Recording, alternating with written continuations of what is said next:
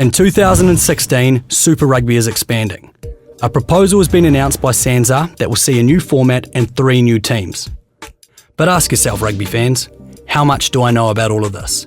And will it be an improvement, or will it in fact be to the detriment of this great competition? So what is the proposed new format? Super Rugby currently has 15 teams divided across 3 conferences. The proposal is to expand the competition to include 3 more teams: a 6th South African team, an Argentinian team, and an Asian team. Here's how the proposal works. There will now be 2 groups, Africa and Australasia. In each group, there will be 2 conferences. There will be 4 teams in each South African conference, 5 in the Australian conference, and 5 in the New Zealand conference. Therefore, to fill these groups, all 3 new teams will be added to the African group. Teams will play 6 matches within their own conference, 4 matches against the other conference from the same group, and 5 matches against the other group. That's pretty complicated, no? Well, we're only just getting started. To decide the 8 teams that qualify for the playoffs, we take the 4 conference winners. Then we will look at a combined Australasia table to pick 3 wildcard spots. And then 1 more wildcard team will come from the combined African table.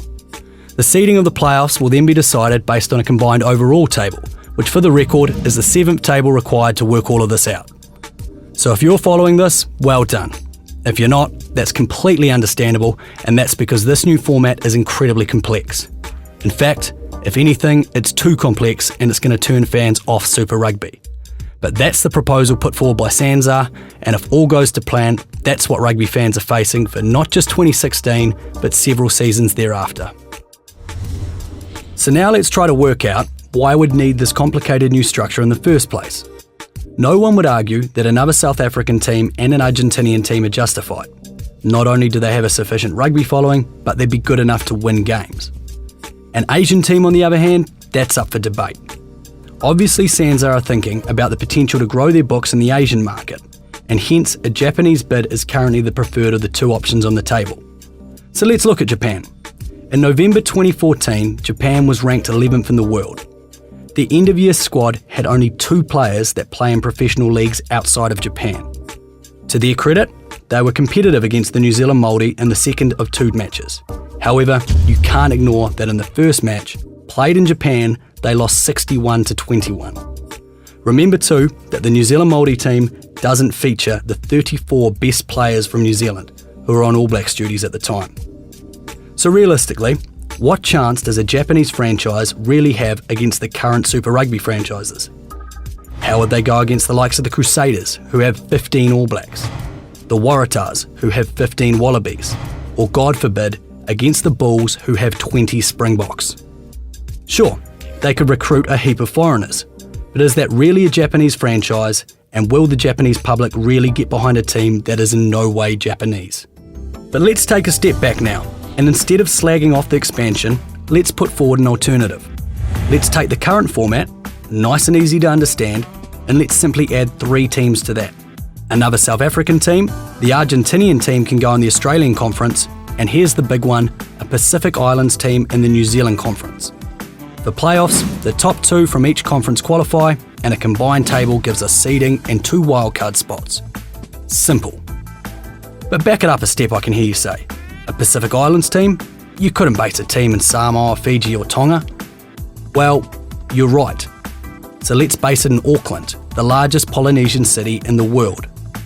Each team will have 8 home games a year, and this team would choose to play several home games away from home. For instance, 3 games in Auckland, 1 in Apia, Nuku'alofa and Suva, and then 1 game on the Gold Coast and another one in Sydney. Just think how the fans would flock to see this team, and how you and I, as rugby fans, would be rewarded with exciting and competitive rugby. Now, to verify all that with numbers, in 2011, Samoa played Fiji in Auckland, and 60,000 people showed up. Let's compare that with when Japan played the All Blacks in 2013, and only 20,000 people showed up in Tokyo. So here we have an opportunity to really help Pacific Island rugby. The NZRU is taking a test to Apia in 2015, but surely this is a case of give a man a fish and feed him for a day. give the Pacific Islands a Super Rugby franchise, and watch them beat teams like England in years to come. So to sum it all up, SANZAAR has a decision to make. They can go ahead with their proposal and they can chase the yen. But in doing so, they'll resign us as rugby fans to an overly complex format, a lower quality of rugby, and a missed opportunity to help rugby in the Pacific. To put it simply, it will have to be a lot of yen to justify all that. Have a think about that. And if you're a Super Rugby fan, then head to futureofsuperrugby.com to read more. Share this on Facebook, and most importantly, encourage some debate. Because whatever SANZAAR settles on, we as rugby fans will have to watch this competition for the next 4 years.